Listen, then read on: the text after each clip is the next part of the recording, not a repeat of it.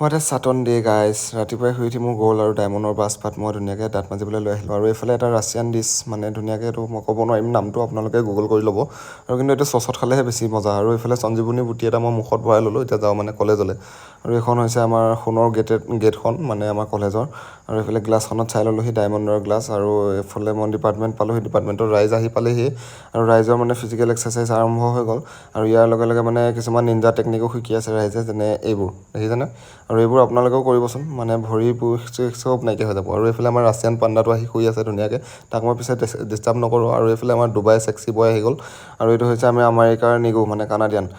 আৰু ৰুমত আহিয়ে মানে মোৰ এচিটো লগাই ল'লোঁ ধুনীয়াকৈ এচিটো লগাই মানে এতিয়া গৰম কেনেকুৱা পৰিছে গম পাইছে নহয় বাৰু যি কি নহওক সন্ধিয়া হ'ল আকৌ যাওঁ এতিয়া জিমলৈ আৰু প্ৰশান্ত মহাসাগৰ মানে চুনামি আৰু তুফানক মই নেওচি আহি পালোঁহি জিম আৰু জিমত মানে এই বস্তুটো মোৰ মানে ৰেগুলাৰ আৰু জিম কৰি হৈ গ'ল বাৰু আৰু বাটতে মানে ডাইনাছৰৰ কণী বেছি আছিল তাকে ডাইনাছৰৰ কণী দুটা ধুনীয়াকৈ খাই ল'লোঁ যাতে এনাৰ্জি পাওঁ আৰু ৰুমত আহি দেখিলোঁ চিট এইডালটো মোৰ ভীমৰ লগত যুদ্ধ কৰা আদিম যুগৰ সেই গদাটো আৰু এইডাল ধুনীয়াকৈ মই মানে ডুবাইৰ মোৰ ফ্লেট 3 খলপীয়া ফ্লেটটোত মই ধুনীয়াকৈ